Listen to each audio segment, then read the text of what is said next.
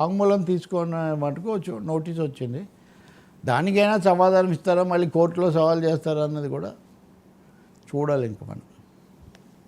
Sir మరొక అంశం, హైకోర్టుకు బోరుగడ్డ టోకరా వేశాడని తప్పుడు మెడికల్ సర్టిఫికేట్లతో బురిడీ కొట్టించారట.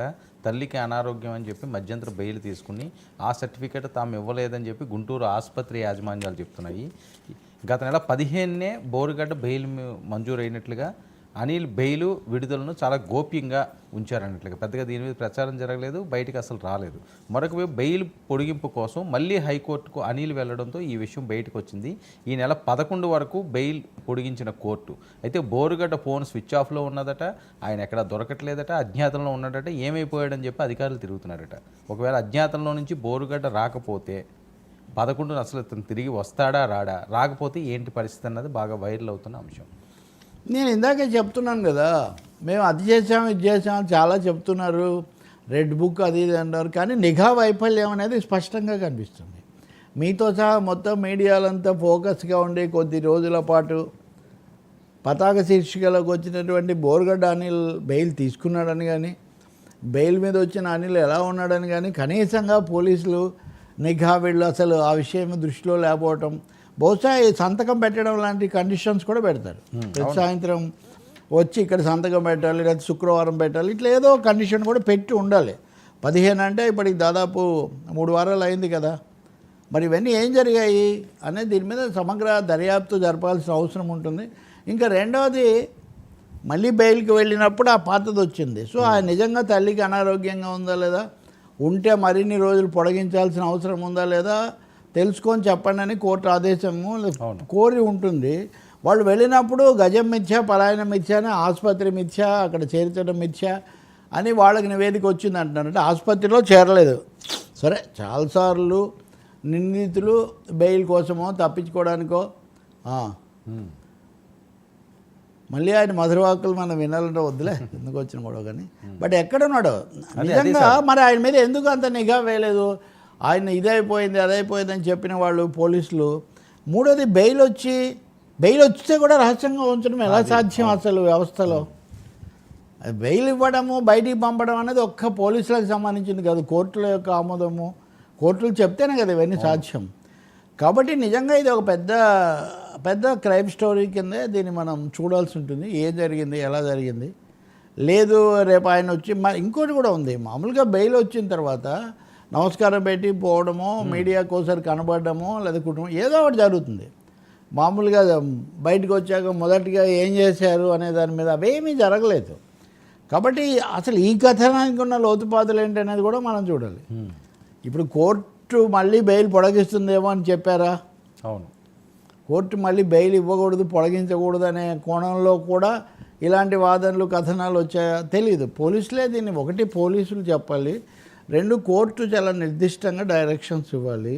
కోర్టు ఏం చేస్తుందంటే 11వ తారీఖు వరకు పొడిగింపు ఉంది కాబట్టి 11 ఆయన హాజరవుతాడా లేదా, 11 ఆయన హాజరు కాకపోతే ఆయన పరారీలో ఉన్నట్టు, తప్పించుకుపోయినట్టు. అప్పుడు ఆయన ఒరిజినల్ నేరం కంటే ఇది ఇంకా పెద్ద నేరం అవుతుంది.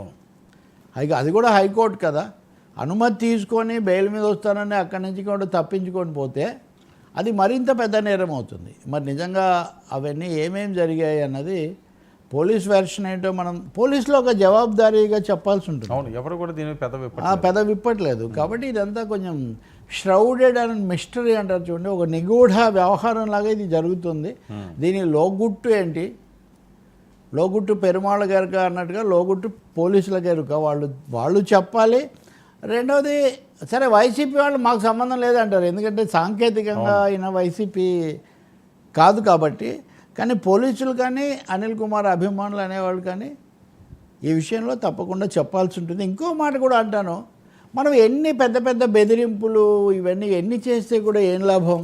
మీరు బాగా ఫోకస్ పెట్టి టార్గెట్ చేసిన మనిషే తప్పించుకుపోయాడు, దాని గురించి మీకు తెలియదని కథనాలు ఒకవైపున వస్తుంటే ఇందులో ఇది ఎవరి వైఫల్యం? వ్యవస్థ వైఫల్యం కూడా కదా, అది రాజకీయమైన వైఫల్యం కూడా కదా. కాదు ఇదంతా కట్టుకథలు అంటారు, అన్ని మీడియాలో ఒకటేసారి ఎందుకు రాస్తాయి?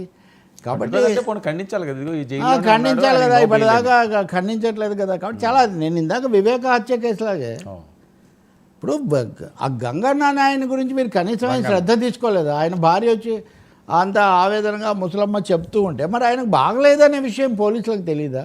ఇప్పుడు నేను మీ దగ్గరికి వచ్చి రోజు మాట్లాడుతున్నాను, మీతో టచ్లో ఉంటానంటే నేను వచ్చానా లేదా, ఊర్లో ఉన్నానా లేదా మీరు తెలుసుకుంటారు కదా. మరి అది ఎందుకు జరగట్లేదు అంటే పోలీస్ వ్యవస్థ గురించి ఇక్కడ ఒక సందేహం కలుగుతుంది. ఇది పవన్ కళ్యాణ్ గతంలో హోంశాఖ మీద పోలీసుల మీద చేసిన వ్యాఖ్యలు మనకి ఈ సందర్భంలో గుర్తొస్తాయి. ఇది ఎంత పటిష్టంగా ఉంది? లేదు అంటే పవన్ కళ్యాణ్ వ్యాఖ్యలు ఒకవైపు ఉన్నాయి, వైసీపీ వాళ్ళ వ్యాఖ్యలు ఒకవైపు ఉన్నాయి. ఇప్పుడు మొన్న చర్యకు గురైన పివి సునీల్ కుమార్తో సహా అనేక మంది అనేది ఏంటి అంటే ఐపీఎస్లను ఈ విధంగా వరుస పెట్టి వెంటాడడం వల్ల, కేసుల్లో పెట్టడం వల్ల మొరేల్ డిమారలైజ్ అయిపోయి ఒక విధమైన అనాసక్తి, ఒక విధమైన కొంతమంది అయితే సహాయ నిరాకరణ కూడా చేస్తారు. దానివల్ల ఇటువంటివి జరుగుతున్నాయా? ఈ ప్రశ్నలన్నింటికి కూడా మరి హోంమంత్రి లేదా ఇంకెవరైనా సమాధానం చెప్పాల్సి ఉంటుంది. మూడవది వైఫల్యం ఎవరిది? న్యాయస్థానం కూడా సీరియస్గా తీసుకుంటుంది. రేపు 11వ తారీఖు అనిల్ వచ్చేసాడు అనుకోండి, మీరు అన్నట్టు సినిమా తరహాలో జరుగుతుందని అనేక సార్లు మన హీరోలు ఆకాశాల నుంచి దూకి భూమిలో నుంచి తేలి ఖచ్చితంగా అక్కడ ప్రత్యక్షం అవుతూ ఉంటారు. అలా అతను కనుక ప్రత్యక్షం అయితే అప్పుడు ఈ సమస్యలు ఏమీ వేరే విధంగా ఉంటాయి. అప్పుడు ఇవన్నీ ఎందుకు వచ్చాయని దర్యాప్తు చేయాల్సి వస్తుంది. బట్ పోలీస్ వ్యవస్థ ఈ కేసులు, ఈ మరణాలు ఇలాంటి అనేక అంశాల మీద దర్యాప్తు జరపాల్సిన, ప్రక్షాళన చేయాల్సిన అవసరం మటుకు పూర్తిగా కనిపిస్తుంది. ఐఏఎస్ ఐపీఎస్ సిస్టమ్స్లో నెలకొన్నటువంటి ఈ సమన్వయ లోపం, సమర్థత లోపం మీద కూడా దీనికి కారకులు ఎవరు, కారణాలు ఏంటి అనేది కూడా చూడాల్సి ఉంటుంది. అది బోరగడ్డ అనిల్ సాక్షిగా మరి ఆయన ఎప్పుడో బెయిల్ వస్తే ఇన్ని ఛానళ్ళు, ఇన్ని యూట్యూబ్ ఛానళ్ళు అతని మీద ఫోకస్ పెట్టింది. అసలు ఎవరికి తెలియకుండా బయటికి ఎలా ఎన్ని రోజులు పెట్టి వచ్చి ఉన్నాడు అన్నది చాలా కీలకంగా మారుతుంది. జైలు సిబ్బంది అన్నా కొద్దిగా లీకులు చేస్తుంటారు. నేను చెప్తుంది కదా, ఇప్పుడు సిబ్బంది పొరపాట, పోలీసుల పొరపాట, మీడియా పొరపాట. మీడియా ఏం చేస్తుంది? తెలియనివ్వలేదు. ఎందుకు తెలియనివ్వలేదు? అందుకే నేను అంటున్నా, ఇది ఒకరినంటే కుదిరేది కాదు. ఒకటి కాదు, దీనికి బహుముఖ కోణాలు ఉన్నాయి. అనేక కోణాల్లో దీన్ని పరిశీలించాల్సి ఉంటుంది. ఇది ఒక్కరి విషయంలోనే జరగదు కదా. అవును. అంటే ఇంత టార్గెట్గా, ఇంత ఫోకస్డ్గా ఉన్న వ్యక్తి విషయంలోనే ఇంత జరిగిందంటే ఇంకా సాధారణమైన చాలా విషయాల్లో ఏమేం జరుగుతుంది, ఎందుకు జరుగుతుంది? ఆ జరగడానికి కారణం ఒక విధమైన నిరుత్సాహమా, సమన్వయ లోపమా, ఆదేశాల్లో అస్పష్టత, అలక్ష్యమా, లేకపోతే అసలు ఇదంతా నిజమా, అది నిజమా, అది నిజమా, ఏది నిజం అన్నట్టుగా అది నిజం కాదు, ఇది నిజం కాదని మనకు వేదాంతంలో చెప్తారులే. సో అట్లాగే అది కాదు, ఇది కాదు, ఏది నిజం? మరి అది అనృతమే, ఇది అనృతమే, మరి ఏది సునృతం అంటాడంటే అది ఏది నిజం ఇక్కడ? సో బోరగడ్డ అనిల్ కేసు లేవనెత్తుతున్న అతి కీలకమైన ప్రశ్న ఇది ఒక విధంగా న్యాయదేవత కూడా దీనికి సమాధానం చెప్పాల్సి ఉంటుంది. అంటే ఎన్ని మాట్లాడినా, రెడ్ బుక్లో అయినా, ఇంకొక బుక్, ఇప్పుడు ఇక్కడ పింక్ బుక్ అన్నారు, వైసీపీ వాళ్ళు మేము కూడా బుక్, జగన్ బుక్ అన్నారు, ఇవన్నీ రకరకాల బుక్కులు. ఇన్ని బుక్కుల మధ్యలో లుక్కు నుంచి ఈయన ఎలా తప్పించుకున్నాడు? చిక్కులు ఎక్కడ వస్తున్నాయి?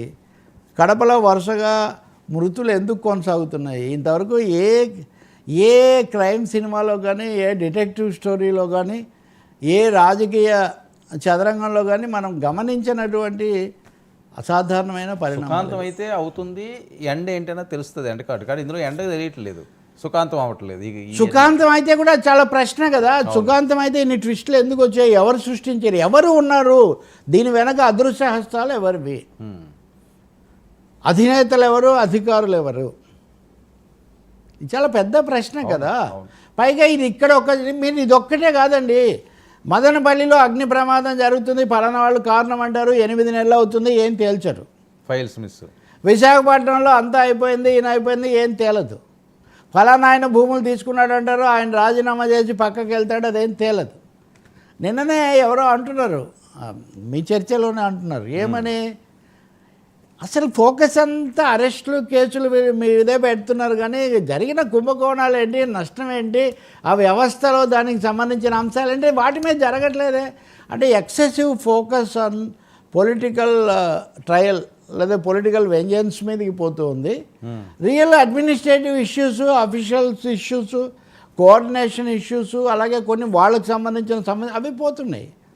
దానికి ఇది పరాకాష్టాన్ని భావించాల్సి ఉంటుంది. ఇది మీరు వివేక హత్య దీంట్లో రంగన్న కేసు తీసుకున్నా రంగన్న కంటే ముఖ్యమైన వ్యక్తి ఇప్పుడు రంగన్నను మీరు ఎందుకు చూస్తారు? మీరు దస్తగిరి చెప్పిందానో లేదా బీటెక్ రవి చెప్పిందానో మీరు వన్ సైడ్గా చూడాల్సి వస్తుంది. వాళ్ళ ఇవి ఉన్నాయి కాబట్టి. రంగన్న ఇప్పటివరకు అటువంటిది లేదు.